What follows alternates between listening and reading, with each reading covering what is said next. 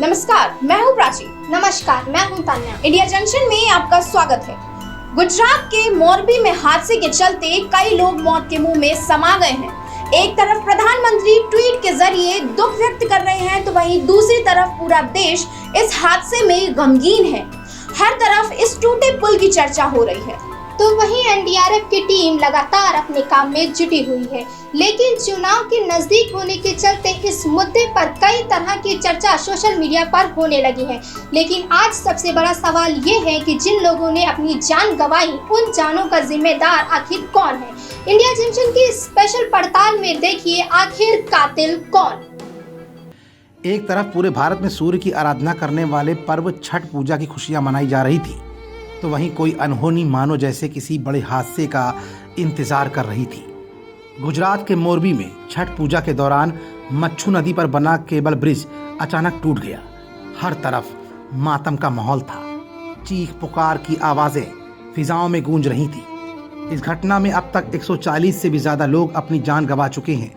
जैसे ये हादसा मच्छू नदी पर बने केबल ब्रिज पर हुआ, उसके कुछ ही देर में इस घटना की सूचना पूरे भारत को गमगीन करने पर मजबूर कर गई। एक के बाद एक लाशों को नदी से निकाला जा रहा है। यही नहीं, एनडीआरएफ की टीम लगातार राहत और बचाव कार्यों में जुटी हुई है। इस बीच राजकोट से भाजपा सांसद मोहन भाई कल्याण जी कुंदरिया ने जानकारी दी कि इस हादसे में जो भी लाशें बरामद हुई हैं, उनमें ज्यादातर बच्चे, महिलाएं और बुजुर्ग शामिल हैं। काफी लोगों को बचा भी लिया गया है। एनडीआरएफ का रेस्क्यू ऑपरेशन लगातार चल रहा है।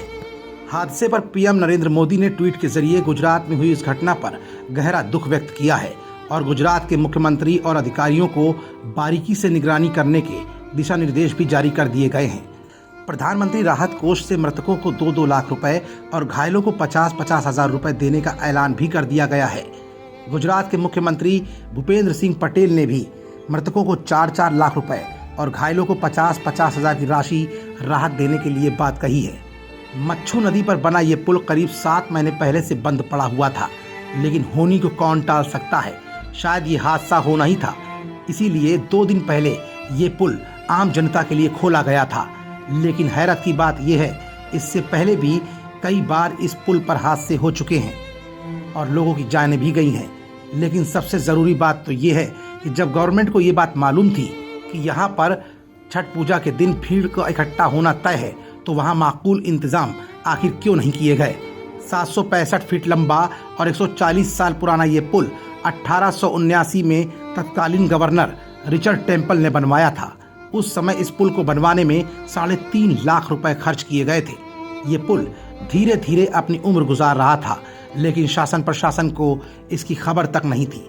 आखिरकार शासन की लापरवाही से ये हादसा हो ही गया और लोगों के घर में मातम छा गया। जरा इन वीडियोस को गौर से देखिए। खचाखच भीड़ से भरा ये पुल इस हादसे की दास्तां खुद ब खुद बयां कर रहा है। जिस पुल पर महज 100 लोगों को खड़ा होना मुश्किल हो, उस पर 400 लोगों का लोड क्या कर सकता है।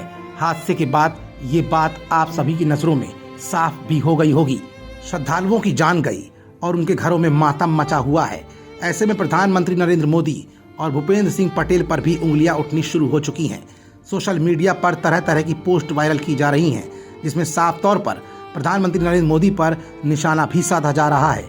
फेसबुक पर मिली पोस्ट के जरिए एक वीडियो वायरल हो रहा है। दरअसल ये वीडियो सन 2016 के पश्चिम बंगाल की चुनावी रैलियों से जुड़ा हुआ बताया जा रहा है, जिसमें मोदी क्या कह रहे हैं इंडिया जंक्शन आपको बताए, आप खुद ही सुन लीजिए। क्योंकि चुनाव के दिनों में गिरा ताकि पता चले कि आपने कैसी सरकार चलाई है। इसलिए भगवान ने लोगों को संदेश दिया है कि आज ये ब्रिज टूटा, कल ये पूरा बंगाल ऐसे ही खत्म कर देगी, इसको बचाओ, ये भगवान ने संदेश भेजा। तो अभी आपने देखा 2016 में पश्चिम बंगाल गवर्नमेंट को कोसने वाले नरेंद्र मोदी ने क्या कहा।